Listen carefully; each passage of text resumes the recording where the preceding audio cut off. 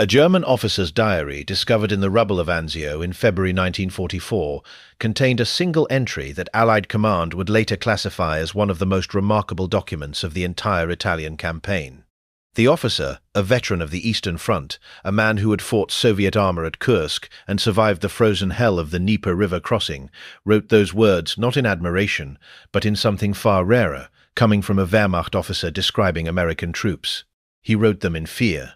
American paratroopers, he noted, are devils in baggy pants. They are aggressive, reckless, and their morale is high. Of all the units I have encountered in this war, none has disturbed my sleep like this one. He underlined those final 7 words. Twice. That diary entry would eventually travel up the chain of command, passed from hand to hand through German Army Group C, until it reached General Heinrich von Vietinghoff himself. He read it, set it down, and said nothing for a long moment. Then he asked his adjutant to verify which American unit had been operating in that sector. The answer came back quickly. The 504th Parachute Infantry Regiment. Part of the 82nd Airborne Division, the same men who had jumped into Sicily, the same men who had dropped into Salerno when the beachhead was collapsing, the same men the Germans at that point in the war had taken to calling by a name that would follow them across 2 continents and into history. Die Teufel mit den Schlabberhosen, the devils in baggy pants. This is not the story most Americans learned in school. The popular image of World War II in the Pacific Theater gave America its island-hopping Marines, its iconic flag raisings, and beach landings. The European theater gave America Saving Private Ryan, Band of Brothers, the clean moral clarity of the Normandy beaches. But between Pearl Harbor and D-Day, there was a grinding, brutal, often forgotten campaign through North Africa and up the spine of Italy, and it was there, in the volcanic soil and the razor wire and the freezing mountain passes, that a generation of young American men from places like Fayetteville, North Carolina, and Detroit, Michigan, and Baton Rouge, Louisiana, turned themselves into something the German military machine had never quite encountered before. To understand what the Germans were really describing when they wrote that phrase, you have to understand what American paratroopers were, in the deep cultural and institutional sense, in 1942 and 1943. They were not simply soldiers who happened to fall out of airplanes. They were something the United States Army had spent 2 years building from scratch, drawing on a tradition that barely existed in American military history, borrowing doctrine from the Germans themselves, who had pioneered mass airborne operations in Crete and the Low Countries, then refining it, Americanizing it, pushing it into something harder and more aggressive than even the Fallschirmjäger had imagined. The 82nd Infantry Division had been a conventional unit, a solid, unremarkable square division from the First World War, until August of 1942, when the Army chose it for conversion into the 1st American Airborne Division. The men who would fill its ranks were not conscripts assigned by lottery. They volunteered, every single one of them. The physical requirements were severe, the psychological screening was demanding, and the training at Fort Bragg in North Carolina was, by any reasonable measure, designed to break most people before it built anything. Trainees ran miles in full combat gear before breakfast. They made jump after jump after jump, in good weather and bad, in daylight and complete darkness, until exiting an aircraft door at 1,000 feet felt, if not natural, at least survivable as a reflex.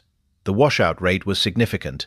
Those who remained were, almost by definition, a self-selected population of men who found difficulty motivating rather than discouraging. Sergeant William Blank of B Company, 504th Parachute Infantry Regiment, came from a small town in rural Pennsylvania. He was 22 years old when he qualified as a paratrooper in the spring of 1943.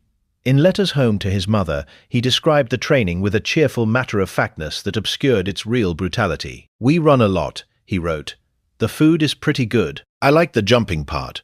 What he did not write, because the Army censors would have removed it, and because William Blank was not the kind of man who dramatized his own suffering, was that during one of his final qualifying jumps, his reserve chute had partially deployed on exit, forcing him to cut away and manually deploy his main in the last 800 feet. He landed hard, broke 2 fingers, reported to the medic, had the fingers taped, and was back in formation the next morning. 3 weeks later, he was on a transport ship heading for North Africa. The North African campaign had, by the time the 82nd arrived in theatre in the spring of 1943, been grinding on for 6 months. Rommel's Afrika Korps was still a formidable fighting force, even in retreat. The German 10th Panzer Division and the Hermann Göring Panzer Division represented some of the most battle-hardened armor in the entire Wehrmacht, led by officers who had been fighting continuously since 1939. Against this, the American army was, frankly, still learning. The disaster at Kasserine Pass in February 1943, where German armor had torn through green American infantry units and driven them back 50 miles in 2 days, had been a severe and humbling lesson. General Eisenhower had pulled commanders, reorganized units, and begun the painful process of building an army that could actually fight the Germans on equal terms. The Airborne was supposed to be a precision instrument in this effort. The plan for Operation Husky, the invasion of Sicily in July 1943, called for the 82nd to drop ahead of the seaborne invasion force, seize key road junctions and high ground, and prevent German armored counterattacks from reaching the beaches before the main force could establish itself. On paper, it was elegant. In execution, it was chaos of a kind that still reads, 80 years later, like something from a nightmare. The night of July 9, 1943. The aircraft carrying the first wave of American paratroopers crossed the Sicilian coastline in darkness, flying into winds that had reached 35 miles per hour, scattering formations that had spent months training to drop in tight clusters onto precise objectives. Anti-aircraft fire, some of it from Allied naval vessels that had not received proper identification codes, tore through the transport aircraft. Men exited doors into winds that threw them miles from their intended drop zones. Sticks that were supposed to land together ended up spread across 20 or 30 miles of Sicilian terrain. What happened next was, militarily speaking, something close to a miracle, though not the kind anyone had planned. The paratroopers who landed alone, or in pairs, or in small groups of 5 or 6 men who had never met before, did not wait for orders. They did not seek their units. They did not, as the Wehrmacht had half expected American soldiers in their first real airborne combat to do, sit down and wait to be rounded up. They found each other in the dark. They improvised. They attacked. Hauptmann Ernst Weber, commanding a company of the Hermann Göring Division near the town of Gelle, wrote in his after-action report that on the morning of July 10th, his unit came under fire simultaneously from 3 different directions by what appeared to be American paratroopers. "We could not determine their strength," he wrote. They attacked with grenades and automatic weapons from positions in the olive groves, the road ditches, and from buildings they had apparently seized during the night. When we counterattacked one position, fire increased from 2 others. These men did not behave like soldiers who had been scattered and disorganized. They behaved like men who had turned their own disorganization into a weapon. That phrase is worth sitting with. Men who turned their disorganization into a weapon. Weber was describing something that American military culture, for all its flaws and bureaucratic sprawl, had quietly embedded in its infantry doctrine. The expectation of independent action. American NCOs, sergeants, and corporals were trained to make decisions without officers present. The culture valued initiative in a way that contrasted sharply with German tactical doctrine, which, despite its famous Auftragstaktik tradition of mission-based command, still expected its enlisted men to wait for NCO or officer direction in ambiguous situations. The 82nd's paratroopers, scattered across Sicily in the dark, defaulted to attack. It was almost the only option they had been trained to consider. Sergeant Harold Mitchell, a squad leader from the 505th Parachute Infantry Regiment who landed nearly 8 miles from his intended drop zone, found himself alone at 3 in the morning on a Sicilian hillside with one other man from his stick, Private First Class James Rourke from South Boston. Their account, reconstructed from post-combat debriefs and from Mitchell's own memoir published in 1957, describes the next 6 hours with the laconic precision of men who have processed extreme experience into clean narrative. They moved toward gunfire. They found a German communications team at a road junction. They killed 2 men, captured 1, and cut the telephone wire connecting a forward artillery battery to its command post. Then they moved toward more gunfire. By morning, they had linked up with 11 other paratroopers from 4 different companies, established a blocking position on a key road, and turned back a German vehicle column that had been attempting to reach the beach. None of the 12 men involved had been assigned to do any of this. They had simply decided to. The German after-action reports from Sicily, reviewed by army historians after the war, contain a pattern that becomes almost rhythmic in its repetition. Small groups of American paratroopers, numbering anywhere from 3 men to 30, appeared without warning at road junctions, hilltops, bridges, and supply dumps. They attacked. They disappeared. They attacked again from a different direction. The reports describe a persistent difficulty in establishing where the American paratroopers actually were and in what strength, because the paratroopers themselves seemed genuinely indifferent to the logic of a coherent defensive perimeter. They moved. Constantly. Aggressively. In ways that a conventional infantry unit concerned with maintaining unit cohesion and supply lines would never contemplate. Oberst Hans-Joachim Schmaltz, commanding the battle group bearing his name on the eastern edge of the German Sicilian perimeter, sent a message to his superior on July 12 that has become something of a minor historical document in studies of airborne operations. "These Americans are not fighting like infantry," he wrote. "They are fighting like hunters. They choose their ground. They strike where we are not. They do not hold territory the way soldiers are supposed to hold it. They make the ground itself their weapon." That observation, coming from a man who had fought from Poland to North Africa over 4 years of nearly continuous combat, was not a complaint. It was a professional assessment from one soldier to another, carrying within it something close to genuine respect and something closer still to bewilderment. What Schmaltz and Weber and the other German officers were encountering, and what they did not fully have a framework to process, was the product of a specific American institutional decision made 2 years earlier. When the Army Airborne Command began designing training for American paratroopers, it made a choice that seems obvious in retrospect, but was actually contested at the time. It decided to train every paratrooper as a complete soldier first, not as a specialist, not as a man assigned to a single role within a larger machine, but as someone capable of performing every basic infantry function independently. Navigation, demolitions, medical first aid, communications, anti-armor tactics, close quarters combat. The philosophy was simple and brutal. You might land alone. You might never find your unit. You have to be able to fight regardless. By the time Sicily was secured in mid-August of 1943, the 82nd Airborne had suffered significant casualties. But the Germans had suffered more, and more importantly, they had been denied the one thing they needed most in those first critical days after the Allied landings: time. The paratroopers, even scattered and disorganized, had forced the German armored units to slow down, to look over their shoulders, to assign security elements to protect supply lines that kept getting cut in the night. Those hours of delay had given the seaborne forces time to establish themselves on the beaches. The lesson was not lost on the German High Command. Before the invasion of mainland Italy in September 1943, German planners explicitly identified American airborne units as a priority intelligence and security concern.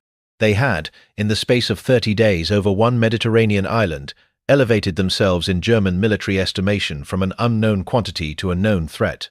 The Italian campaign, which began with the Allied landings at Salerno in September 1943, would test that estimation within its first 48 hours. The Salerno landings on September 9th, Operation Avalanche, were nearly catastrophic from the start. The German 16th Panzer Division, which had been positioned in the Salerno area, struck the Allied beachhead with an aggression and coordination that pushed several American and British units back toward the water. General Mark Clark, commanding the Fifth Army, at one point in those first desperate hours, seriously considered a partial evacuation of the beach.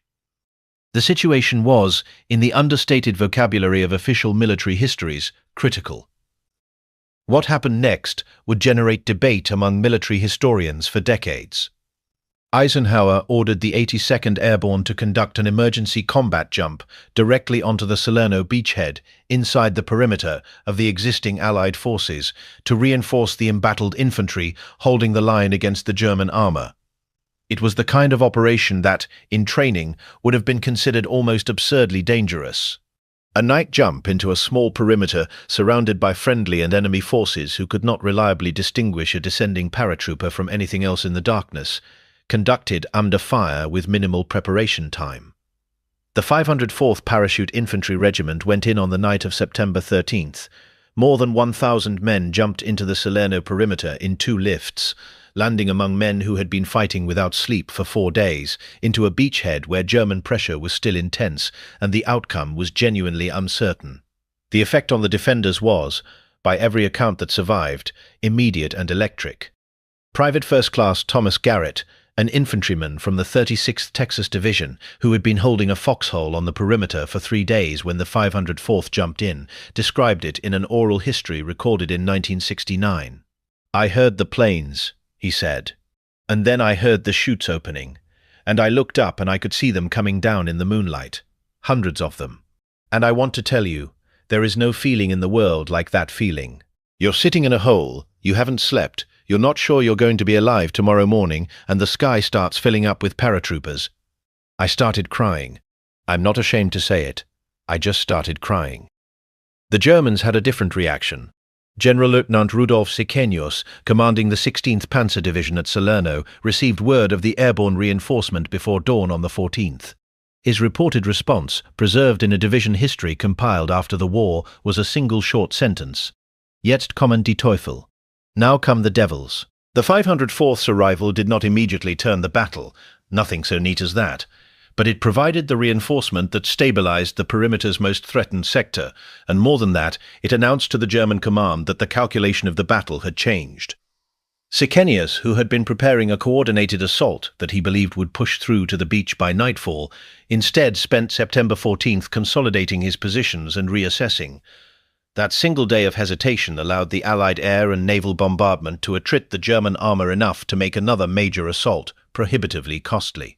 By the time the Battle of Salerno was decided in the Allies' favor, the 82nd Airborne had embedded itself in German tactical psychology in a way that went beyond the normal calculus of combat assessment. They were not simply a difficult unit, they were, in the German military imagination, an aberration. Men who fell from the sky and fought as though they had nothing to lose. Men who moved at night when normal soldiers rested. Men who showed up where they were least expected and immediately caused the kind of localized chaos that, multiplied across a battlefield, disrupts the careful sequencing that operational planning depends on. Lieutenant Friedrich Conrad, a platoon commander in the 3rd Panzer Grenadier Division, who encountered the 504th in the hills above Salerno in late September, wrote a letter to his brother that was intercepted by Allied intelligence and translated. The relevant passage reads, "These Americans jump out of airplanes at night. They fight in small groups that appear from nowhere. They do not seem to be afraid the way soldiers are afraid. I do not know what they teach them in America, but whatever it is, I wish they would stop." It was at this point, in the weeks after Salerno, that the phrase began circulating in earnest through German unit reports, letters and informal communications. Die Teufel mit den Schlabberhosen, the devils in baggy pants. The baggy pants were real, a physical characteristic. American paratroopers wore a distinctive jump uniform with large cargo pockets on the thighs, designed to carry equipment during a jump. The pants bloused into the tops of their jump boots, creating a silhouette that German soldiers found immediately recognizable. The first time German infantry saw that silhouette in a village street or on a hillside, they had learned by late 1943 to feel a specific kind of concern. Not panic. These were professional soldiers, but a heightened alertness that bordered on apprehension. It was also, and this is important to understand, not meant as mockery. When German soldiers called American paratroopers devils in baggy pants, they were not diminishing them. The word Teufel in German military slang carried weight. The Germans had already used it to describe the French Foreign Legion in an earlier war, calling them Les Diables Bleus in 1914. It was the category they reached for when they encountered soldiers who seemed to operate by different rules than the ones everyone had agreed to follow. The winter of 1943 to 1944 brought the 82nd into the Anzio beachhead. The amphibious landing south of Rome that General Lucas commanded with such agonizing caution that the entire Allied strategic advantage of surprise was squandered in the first critical days. The story of Anzio is, largely, a story of what happens when an operation designed for boldness is executed timidly. But within the Anzio perimeter, the 504th Parachute Infantry Regiment was neither timid nor cautious. Colonel Reuben Tucker, commanding the 504th at Anzio, was a man whose personality seemed almost architecturally designed for the specific demands of parachute infantry. He was demanding, aggressive, personally brave to a degree that sometimes worried his superior officers, and absolutely committed to the principle that the paratroopers' fundamental weapon was initiative. Under his command, the 504th conducted aggressive patrolling of a kind that set it apart even within the already aggressive culture of airborne infantry. Every night, Tucker sent patrols into the no-man's land between the Allied perimeter and the German lines. These were not reconnaissance patrols designed to gather information and return without contact. These were combat patrols, sent out with the explicit purpose of engaging German positions, taking prisoners if possible, and making the Germans feel that the darkness between the lines was not neutral ground. The effect, carefully documented in German unit diaries from the Anzio period, was exactly what Tucker intended. Oberfeldwebel Klaus Brandt, a platoon sergeant in the 65th Infantry Division, holding the German line opposite the 504th Sector, kept a personal diary during the Anzio campaign. Several entries from January and February 1944 describe the psychological impact of the 504th's nightly patrols with a directness that the formal after-action reports rarely permitted. On January 28 he wrote, "Another patrol last night. They got into our wire at grid 447 and took Müller and Hofstadter. Müller was wounded in the arm. We heard nothing until they were already at the wire. These Americans move through the dark like cats. The men are nervous during the nights. Nobody sleeps well anymore." On February 3rd, another patrol. They hit the listening post at the ravine. Schroeder is dead. I am trying to keep the men's morale stable, but it is difficult when the darkness itself seems to belong to the enemy. That entry, "The darkness itself seems to belong to the enemy," would likely have pleased Colonel Tucker enormously. The 504th's operations at Anzio produced a moment that became something of a legend within the 82nd Airborne, though it was only partially documented and has been embellished in the retelling over the decades. What is documented is this. On the night of February 7, 1944, a patrol from the 504th, numbering approximately 20 men, penetrated more than a kilometre into German-held territory, reached the outskirts of a small farmhouse complex that German signals intelligence had identified as a forward command post, engaged the German security element, took 3 prisoners, destroyed the radio equipment inside the command post, and returned to the Allied perimeter with all 20 men accounted for, though 4 were wounded. The German after-action report on the incident, submitted by the 65th Infantry Division, contains the following assessment. The American patrol demonstrated an exceptionally high level of tactical competence, navigational accuracy in complete darkness, and aggressiveness that suggests these troops are specifically selected and extensively trained for this type of operation. Our security arrangements, which were considered adequate for this sector, proved insufficient. Recommendation: increase security depth to minimum 300 meters on all points adjacent to the American airborne sector. Hauptmann Walter Gericke, who had served with German Fallschirmjäger since the beginning of the war and was one of Germany's most experienced airborne officers, evaluated the 504th's performance at Anzio in a report he wrote in March 1944 as part of a broader German assessment of Allied airborne capabilities. His conclusion, delivered with the professional coldness of a craftsman evaluating a colleague's work, was stark. The American 504th Parachute Infantry Regiment has demonstrated at Anzio a level of tactical effectiveness in night operations that equals and in some respects exceeds the performance of our own Fallschirmjäger units at comparable stages of their development. These troops have learned, in approximately 18 months of combat, what took our own airborne forces 3 years to master. This represents a significant and, frankly, alarming rate of institutional learning. That word alarming, coming from a German Fallschirmjäger officer evaluating American paratroopers, encapsulates something essential about what the 82nd Airborne had become by early 1944. They had entered combat in Sicily as an unknown quantity, an experiment in a new form of warfare that no one was entirely sure would work. They had emerged from 14 months of continuous operations in North Africa, Sicily, Salerno, and Anzio as something the German military machine recognized and feared. The men who had built this had come from everywhere that America was in 1942 and 1943. William Blank from Pennsylvania, Harold Mitchell from wherever his family had settled when his grandfather came over from Ireland, Thomas Garrett from the Texas Hill Country, James Rourke from the triple-decker neighborhoods of South Boston. They had brought with them the particular American qualities that German officers kept noting in their reports without quite being able to name.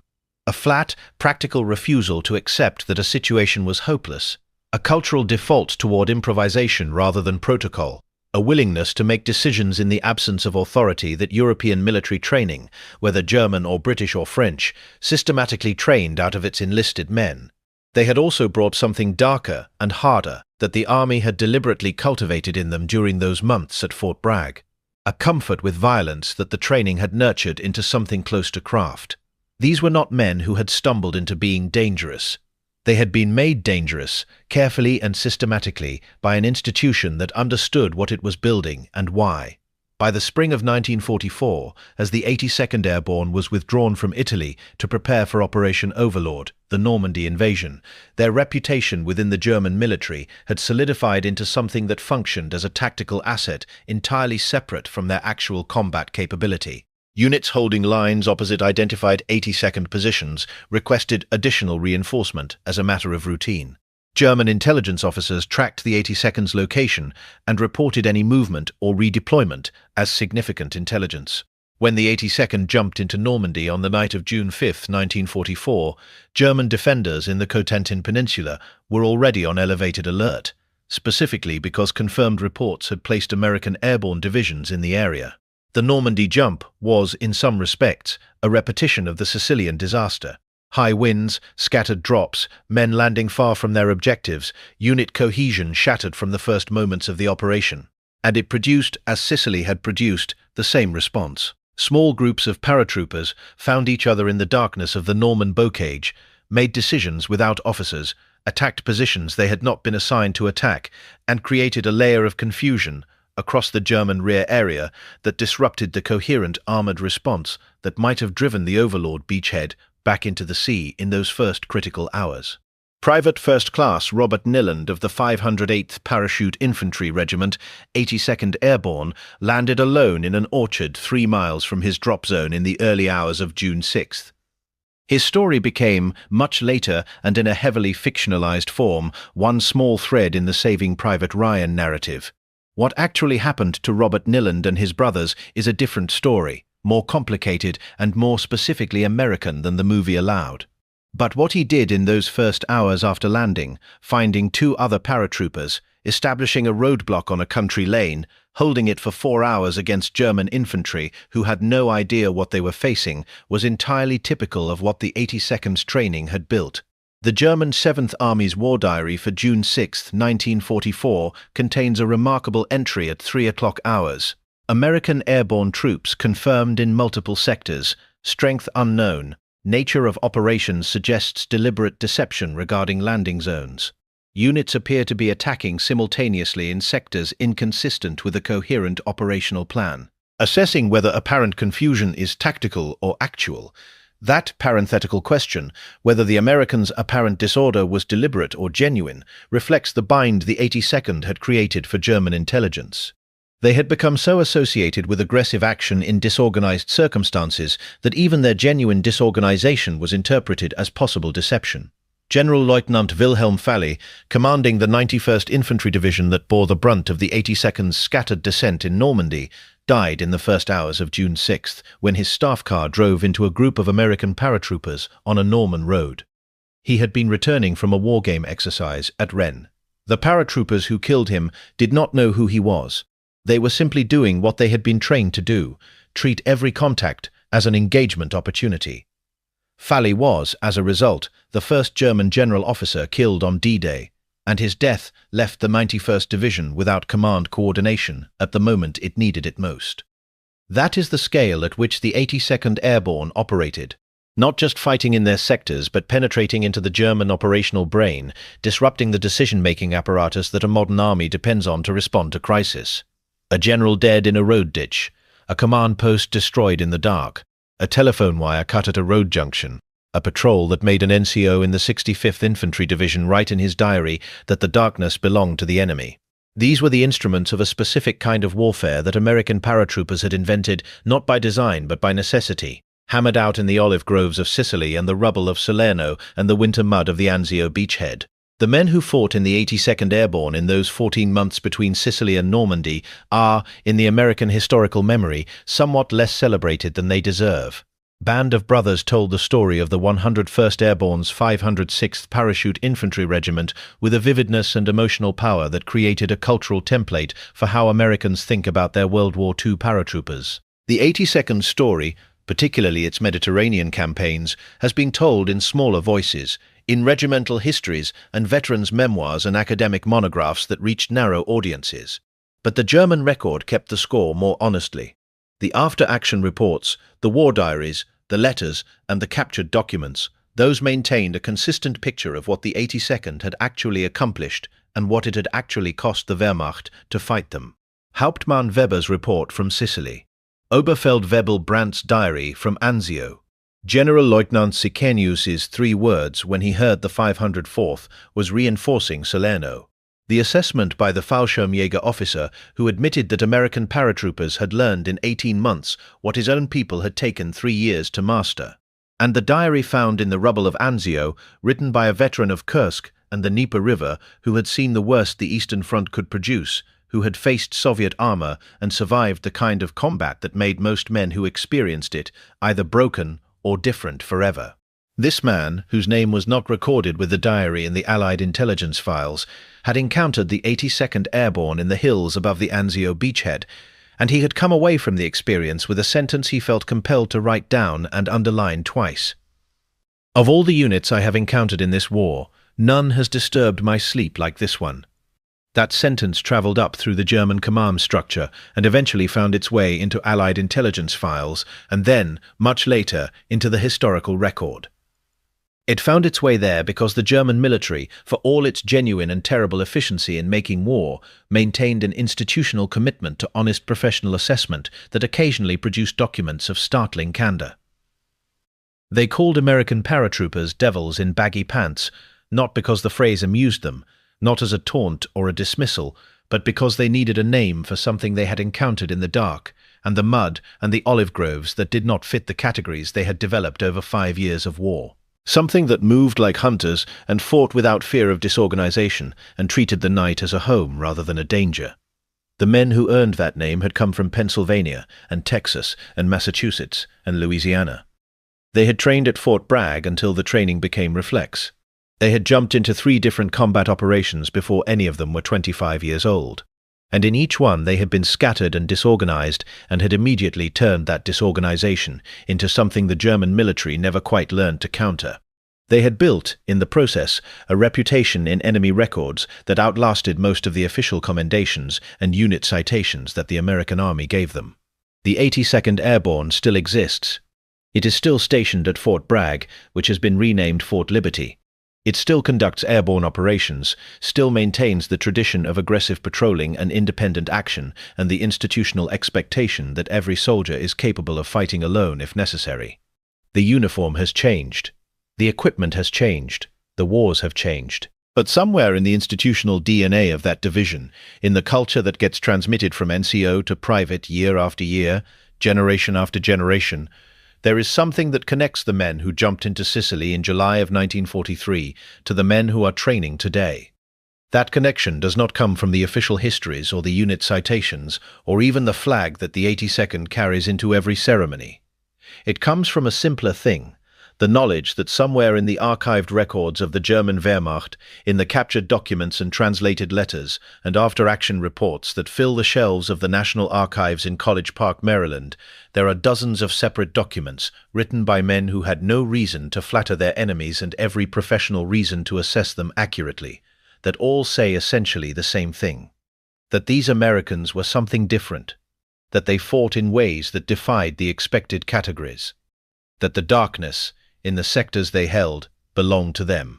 The devils in baggy pants. They earned the name the hard way, one dark night at a time, one German who could not sleep at a time, one cut telephone wire and destroyed command post and disrupted armored counterattack at a time, in the volcanic soil of Sicily and the mudflats of Salerno and the desperate winter perimeter of Anzio. They earned it before Normandy, before the liberation of Paris, before the Rhine crossing and the final collapse of the Reich. They earned it when they were still unknown, still experimental, still proving to themselves and to everyone watching that this particular idea, American paratroopers, this particular American invention, was going to work.